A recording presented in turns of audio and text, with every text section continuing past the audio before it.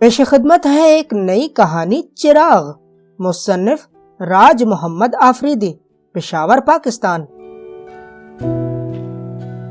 ہمت آباد کے لوگ باہمت، محنتی اور خوددار تھے۔ گاؤں کا ہر بندہ شوق سے محنت مزدوری کرتا، ان میں ایک بھی تیار خور نہیں تھا۔ یہ سست اور کاہل لوگوں کا گاؤں نہیں تھا۔ پاس کے گاؤں میں سخت کام کے لیے ہمت آباد سے ہی لوگوں کو بلایا جاتا۔ یہاں کے فقیر بھی بھیک مانگنے کی بجائے کاٹھ کباڑ بیچ کر اپنا پیٹ پالتے۔ گاؤں کے غربا فقیروں سے پرانی چیزیں خریدتے۔ عبید کا تعلق بھی ہمت آباد سے تھا۔ وہ والدین کا اکلوتا بیٹا تھا۔ وہ روزانہ دوپہر تک کھیتوں میں کام کرتا، پھر گھر آ کر گھریلو کاموں میں ماں کا ہاتھ بٹاتا۔ اکثر کھانا خود ہی تیار کرتا، پھر ابو کا ساتھ دینے کے لیے شام تک کریانہ کی دکان پر بیٹھا رہتا۔ وہ فقیروں کو کباڑ بیچتے ہوئے دیکھتا تو اس کا دل ان کی مدد کرنے کو کرتا، مگر اس کو پرانی چیزوں سے لگاؤ نہیں تھا۔ وہ گھر کے لیے ہمیشہ نئی چیزیں خریدتا۔ عبید کا ایک دوست الدین بھی اسی کی طرح محنتی تھا۔ وہ ہمیشہ پہاڑوں میں کام کرتا۔ ایک دفعہ الدین نے عبید کو پہاڑوں کی سیر کروائی۔ وہاں عبید نے گہرے اور تاریک غار دیکھے۔ عبید والدین کا تابع فرمان تھا، ان کی خدمت کے لیے ہمیشہ حاضر ہوتا۔ ایک دن وہ دکان کی طرف جا رہا تھا کہ ایک ضعیف فقیر پر اس کی نظر پڑی، جس کے پاس کباڑ کی بوری پڑی تھی۔ فقیر خاموش بیٹھا ہوا تھا۔ عبید کو لگا کہ فقیر نے کئی روز سے کچھ نہیں کھایا۔ اس نے فقیر کی مدد کرنے کا ارادہ کیا۔ السلام علیکم فقیر بابا۔ وعلیکم السلام ورحمۃ اللہ، جیتے رہو بیٹا۔ فقیر بابا، لگتا ہے آپ نے کچھ کھایا نہیں، پاس ہی میری دکان ہے، آئیں آپ کو کچھ کھلاؤں۔ فقیر نے یہ سن کر انکار میں سر ہلایا۔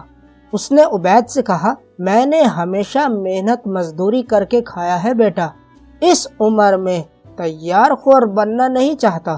اگر میری مدد ہی کرنی ہے تو پاس پڑی بوری میں سے کوئی چیز اٹھا کر مجھے پیسے دے دو۔ عبید نے بوری کھولی تو اس میں ساری پرانی چیزیں پڑی تھیں۔ اس نے فقیر بابا کی خاطر بوری میں سے ایک پرانا چراغ نکالا۔ اس نے سوچا کہ چراغ میرے کسی کام کا نہیں، فقیر بابا کو رقم دے کر اسے کہیں پھینک دوں گا۔ عبید چراغ خرید کر دکان کی طرف چلا گیا۔ دکان پہنچ کر اس نے ایک طرف چراغ رکھ دیا اور ابا کے ساتھ کام میں مشغول ہو گیا۔ مصروفیت کی وجہ سے چراغ اس کے ذہن سے نکل گیا۔ اسی طرح کئی دن گزر گئے۔ ایک دفعہ عبید دکان میں گاہکوں کو سودا بیچ رہا تھا کہ اس کی نظر فقیر بابا پر پڑی۔ دو بندے اسے کندھوں سے پکڑ کر کہیں لے جا رہے تھے۔ چند بچے ان کے پیچھے بھاگ رہے تھے۔ عبید نے ایک بچے کو روک کر پوچھا، یہ کیا ہو رہا ہے؟ یہ لوگ کون ہیں اور انہوں نے فقیر بابا کو کیوں پکڑ رکھا ہے؟ بچے نے عبید سے کہا، یہ دونوں کسی جادوگر کے کارندے ہیں۔ ان کے مطابق فقیر بابا نے جادوگر کا کوئی چراغ چرایا ہے، اب اس کے پاس چراغ نہیں تو اسے اٹھا کر لے جا رہے ہیں۔ عبید نے سنا تو اسے فقیر بابا سے خریدا ہوا چراغ یاد آ گیا۔ اس نے فوراً گرد میں لپٹا چراغ اٹھایا۔ جو ہی عبید نے کپڑے سے چراغ کو صاف کیا، اس سے کی آواز نکالتا ہوا جن نکل آیا۔ عبید جن کو دیکھ کر نہیں گھبرایا، کیونکہ اس کو بچے کی زبانی معلوم ہو چکا تھا کہ یہ کسی جادوگر کا چراغ ہے۔ جن نے یہاں وہاں دیکھا۔ عبید کو دیکھتے ہی اس نے ہاتھ باندھ کر کہنا شروع کیا، آقا میں آپ کا غلام ہوں، آپ جو کہیں گے میں وہ کام کروں گا۔ عبید نے پوچھا، تو تم میرے لیے کیا کیا کر سکتے ہو؟ کھیتوں میں کام کرنا، درخت کاٹنا، دکان میں موجود سامان کو ترتیب سے رکھنا، کھانا پکانا، کنویں سے پانی بھر کر لانا اور بہت کچھ۔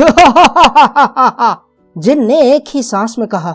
عبید یہ سن کر خوش نہیں ہوا تو جن نے پریشان ہو کر اس سے پوچھا، آقا کیا آپ کو خوشی نہیں ہوئی؟ کیونکہ میں آپ کو آپ کے کاموں میں سہولت دے سکتا ہوں۔ عبید نے نفی میں سر ہلایا، اس طرح تو میں سست اور کاہل بن جاؤں گا۔ ایک دفعہ مجھے آرام کا چسکا لگ گیا تو میں کبھی محنت نہیں کر پاؤں گا۔ اسی طرح کسی اور کو اگر تم ملے تو وہ بھی سست پڑ سکتا ہے۔ اسی لیے میں تمہیں چراغ میں بند کر کے ہمیشہ ہمیشہ کے لیے کسی غار میں پھینکنا چاہتا ہوں۔ جن یہ سن کر افسردہ ہوا۔ آپ کا حکم سر آنکھوں پر، یہ کہہ کر وہ چراغ کے اندر چلا گیا۔ عبید نے چراغ اور دیگر پرانا سامان باندھا۔ اسی دوران وہاں سے الادین کا گزر ہوا۔ عبید نے الادین کو پکارا، دوست، صبح پہاڑ پر جاتے ہوئے میرے سامان کو کسی گہرے تاریک غار میں پھینک دینا۔ الادین نے اس بات میں سر ہلایا۔ وہ چراغ لے کر خوشی خوشی گھر کی طرف روانہ ہوا۔